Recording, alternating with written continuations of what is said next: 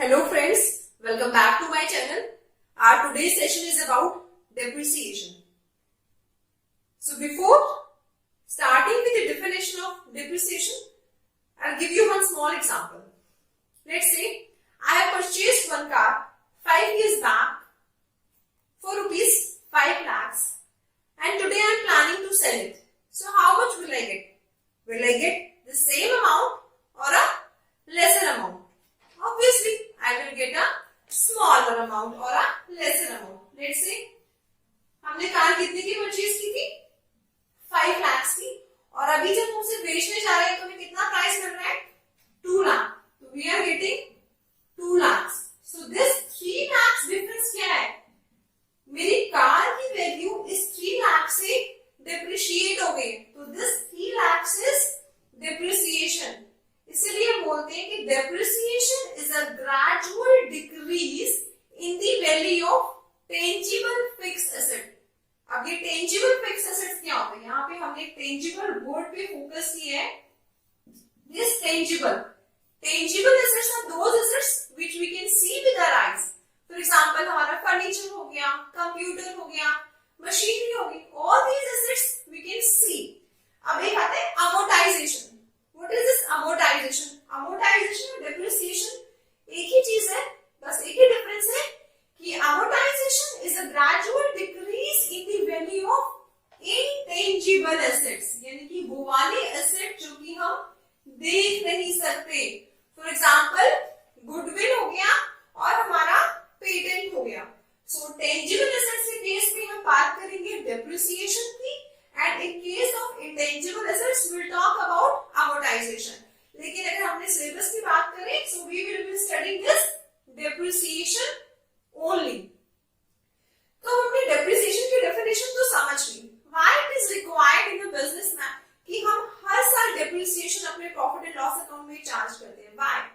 To get the correct profit and loss for that particular year. अब एक छोटा सा एग्जांपल और लेते हैं. लेट्स से बिजनेसमैन के पास कुछ एसेट्स हैं 5 lakhs की. लेट्स से उसके पास मशीनरी है,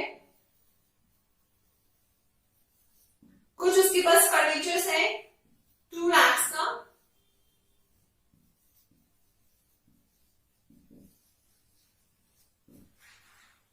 इन दोनों पे अगर वो हर साल depreciation profit and loss account पे नहीं दिखाएगा तो जब वो बेचने जाएगा ऑब्वियसली उसको 5 लाख और 2 लाख तो नहीं मिलने वाला.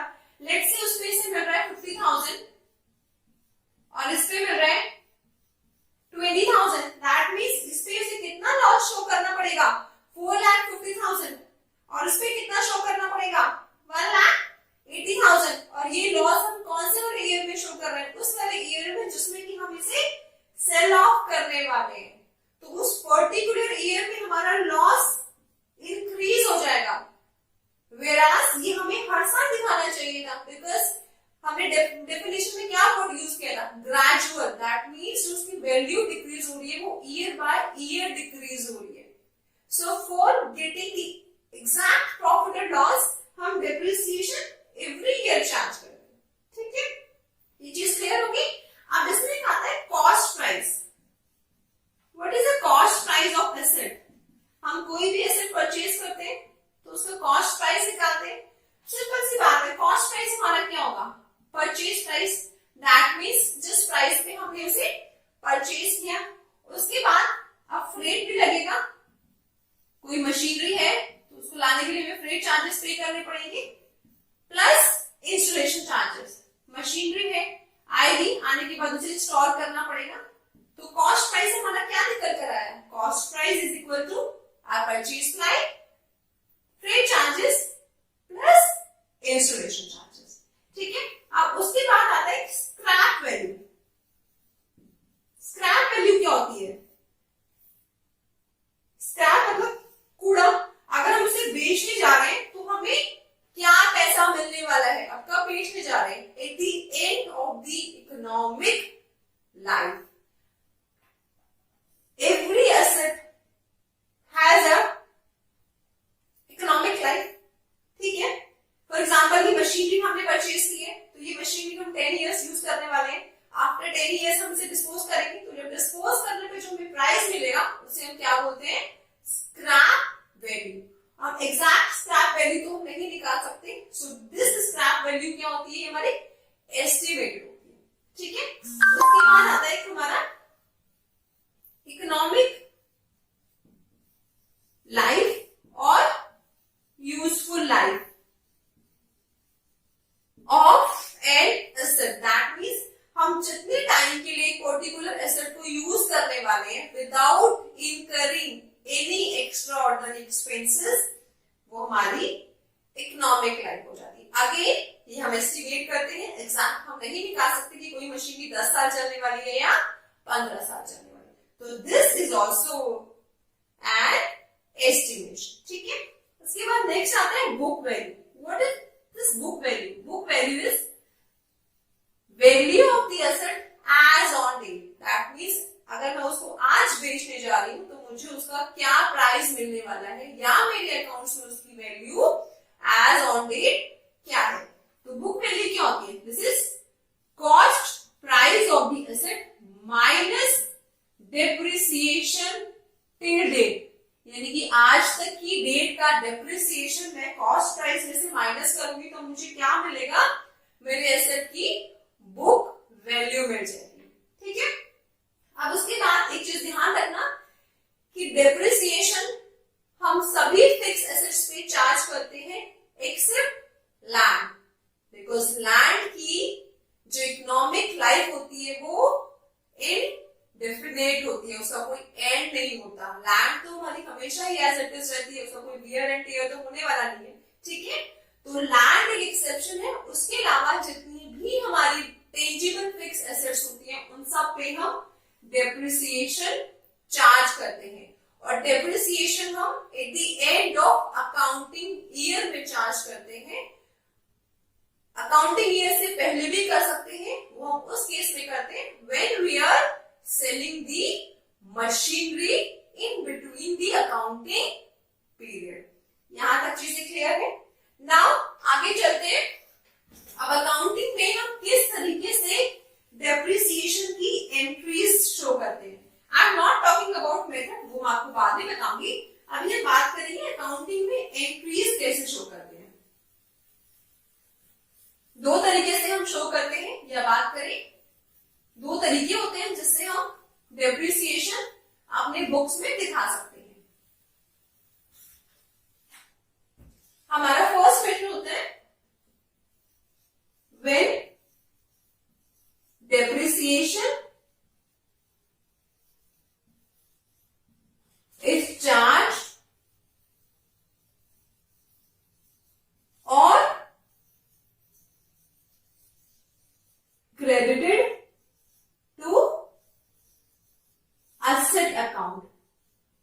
That means हमने डेप्रिसिएशन चार्ज किया और अपने उस एसेट अकाउंट में दिखाया जिसके अगेंस्ट हमने वो डेप्रिसिएशन चार्ज किया, ठीक है। सो डेप्रिसिएशन मेरे लिए क्या है? एक्सपेंस है, ठीक है। सो एक्सपेंस को हमेशा क्या करते हैं? डेबिट करते हैं। तो उसकी जर्नल एंट्री क्या होगी? Depreciation account debit to asset, ठीक है। अब मैंने एसेट को क्रेडिट क्यों किया है? बिकॉज मेरे एसेट की वैल्यू क्या हो रही है? डिक्रीज हो रही है, और एसेट में कुछ भी डिक्रीज होता है तो हम क्या करते हैं? उसे क्रेडिट करते हैं, और यहाँ पे जो भी हमारे डेप्रिसिएशन का अमाउंट है वो आ जाएगा। अब depreciation being a nominal account, हम इसका अमाउंट कौन से अकाउंट में ट्रांसफर करेंगे? प्रॉफिट एंड लॉस अकाउंट में। क्यों? To get the exact profit and loss account, ठीक है। So for ascertaining the correct profit and loss for that particular year, ये डेप्रिसिएशन किस में ट्रांसफर करते हैं? प्रॉफिट एंड लॉस अकाउंट में। तो नेक्स्ट एंट्री हम क्या पास करते हैं? नेक्स्ट एंट्री होती है हमारी profit and loss account debit to depreciation, ठीक है। अब इन दोनों को मैं आपको लेजर में कैसे ट्रांसफर करते हैं वो भी बता देती हूँ। फॉर एग्जाम्पल ये ले लीजिए, हमारा यहाँ पर डेप्रिसिएशन अकाउंट है, नीचे हम बना रहे हैं अपना लेट्स से एसेट हमारी मशीनरी है। machinery account. Here we'll write date, particulars, amount. This is our debit side. Then again, date, particulars,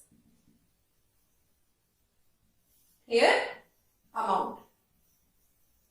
This is our credit side. Machinery account, date, particulars,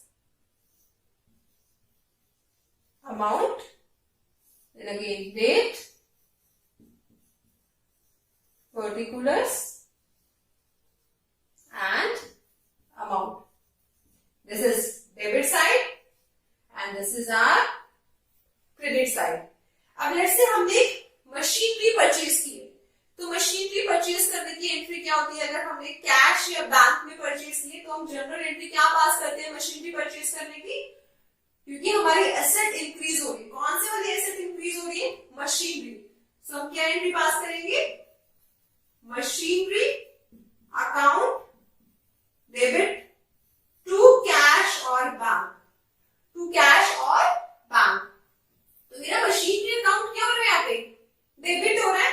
that means मुझे machinery account के debit side में show करना है to cash और bank. Let's say मैंने machinery purchase की है 2,20,000 की। So here I right 2,20,000। ठीक है, हमने मशीनरी परचेज की है 1,417 में। सो 1,417 को मैंने एंट्री शो की है 2,20,000 की। ये वाली एंट्री हो गई है मेरी। ठीक है, अब मेरी मशीनरी है तो मुझसे at the end of the accounting year I have to charge depreciation. So in this question it is mentioned that 2,20,000 is my machinery value and scrap value उसकी given है 20,000. स्क्रैप वैल्यू मतलब जब वो मेरी machine obsolete हो जाएगी तो उसे जो मुझे प्राइस मिलेगा बेचने के बाद वो मैंने यहाँ लिखा divided by the economic life. Let's say मेरी इस मशीनरी की इकोनॉमिक लाइफ 10 इयर्स है। इसे मैं कैलकुलेट करूंगी तो मेरे पास जो निकल के आएगा 20,000, तो मेरा क्या हो जाएगा? डेप्रिसिएशन। तो ये डेप्रिसिएशन निकालने का मेथड है value minus scrap value divided by number of years. निकाला 20,000 मेरा डेप्रिसिएशन आ गया, तो मुझे अब ये 20,000 डेप्रिसिएशन चार्ज करना है और इसकी एंट्री पास करें। तो एंट्री क्या थी हमारी? डेप्रिसिएशन टू असेट, यानी कि डेप्रिसिएशन अकाउंट मेरा क्या हो रहा है? डेबिट हो रहा है। तो मैं यहाँ पे और एक और चीज, ये एंट्री हम कब पास करेंगे? At the end of the accounting year. That means 17 को था तो अकाउंटिंग ईयर क्या हो जाएगा? 31/3/18। यहाँ मैं क्या शो करूंगी? To machinery. कितना अमाउंट आया हमारे डेप्रिसिएशन का? 20,000। एज आई ऑलरेडी टोल्ड कि ये वाला पैसा हमें कहां ट्रांसफर करना है? प्रॉफिट एंड लॉस अकाउंट में ट्रांसफर करना है to ascertain the correct profit और लॉस। सो मेरी फिर क्या होगा हमारा? बैलेंसिंग कैसे करूंगी? 31/3/18 by profit and loss account 20,000। मैंने पैसा ट्रांसफर कर दिया प्रॉफिट एंड लॉस अकाउंट में, बैलेंसिंग हो गई है, ये मेरा डेप्रिसिएशन फिनिश। अब बात करते हैं मशीनरी अकाउंट में। अब मैंने डेप्रिसिएशन चार्ज किया तो मुझे मशीनरी अकाउंट में भी शो करना पड़ेगा। मेरा एसेट अकाउंट क्या था? क्रेडिट था।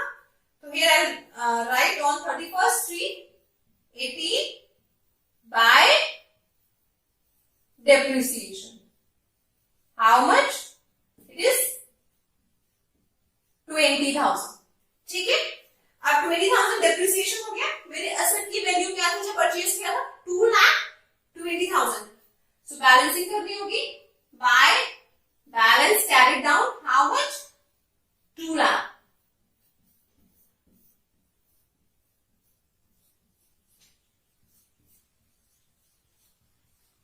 दैट मीन्स जो मशीनरी मैंने 1 अप्रैल 17 को परचेज की थी 2,20,000 में, उसकी वैल्यू 31 मार्च 18 को कितनी हो गई है? 2 लाख रुपीज हो गई है। ठीक है, now we discuss the second method when we are preparing the provision for depreciation account.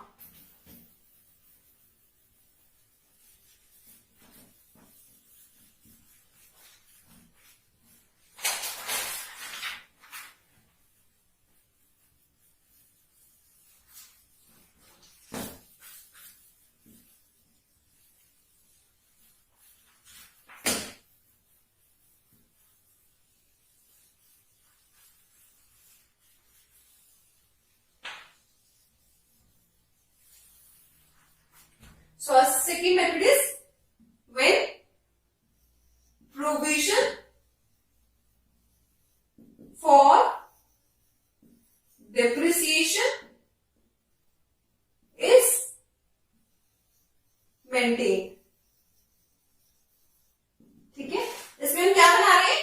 Provision for depreciation account बना रहे हैं। दैट मीन्स हम जो डेप्रिसिएशन है वो एसेट अकाउंट में क्रेडिट ना करके इस प्रोविजन अकाउंट में, तो डेप्रिसिएशन से डेप्रिसिएशन मेरे लिए एक्सपेंस है, तो मैंने क्या किया इसे डेप्रिसिएशन अकाउंट डेबिट।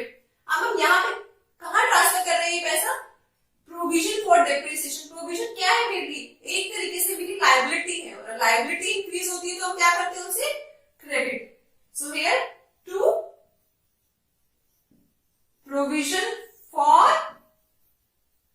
डेप्रिसिएशन। ठीक है, depreciation to provision for depreciation. Second entry हमारी इसमें सेम होती है, profit and loss account debit to depreciation. ठीक है, अब इसमें अकाउंट कैसे मेंटेन करते हैं बताती हूं आपको। First account is let's say depreciation account.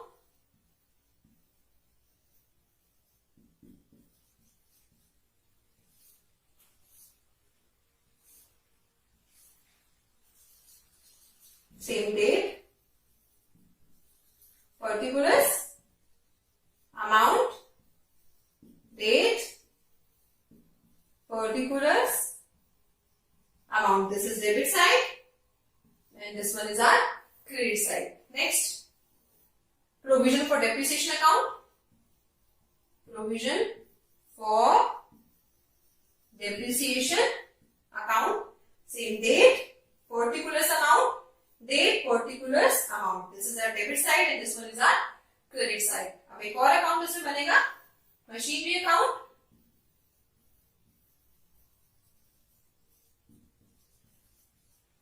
Date, particulars amount, date, particulars amount, same debit and credit side। तो हमने मशीनरी परचेज करने की क्या एंट्री की थी? First 470 to cash 2,20,000। ठीक है, इसके बाद हमारी 31st को कौन सी एंट्री हुई थी? डेप्रिसिएशन की। सो 31st 380। अब ये डेप्रिसिएशन मैंने कौन से अकाउंट में ट्रांसफर करना है? प्रोविजन फॉर डेप्रिसिएशन अकाउंट में। दैट मींस ये हम कहां ट्रांसफर करेंगे? प्रोविजन में। सो टू प्रोविजन फॉर डेप्रिसिएशन कितना था हमारा? 20,000। ठीक है, अब ये वाली एंट्री मुझे प्रोविजन फॉर डेप्रिसिएशन में भी दिखानी पड़ेगी। सो 31st मार्च 18 बाय डेप्रिसिएशन 20,000। अब ये 20,000 हम कहां ट्रांसफर करने वाले हैं? डेप्रिसिएशन अकाउंट का प्रॉफिट एंड लॉस अकाउंट में ट्रांसफर करने वाले हैं। सो 31st 380 bye profit and loss account 20,000। ये बैलेंस हुई है वही साइड। ठीक है, अब प्रोविजन फॉर डेप्रिसिएशन का जो बैलेंस होता है बच्चे, वो एक्यूमुलेट होता रहता है। वो मशीनरी अकाउंट में कब ट्रांसफर करेंगे? When we are selling this machinery, only then will transfer this balance to the machinery account. Otherwise year by year ये बैलेंस मेरा एक्यूमुलेट होता रहेगा, इंक्रीज होता रहेगा। तो हियर 20,000 था, सो 31st 380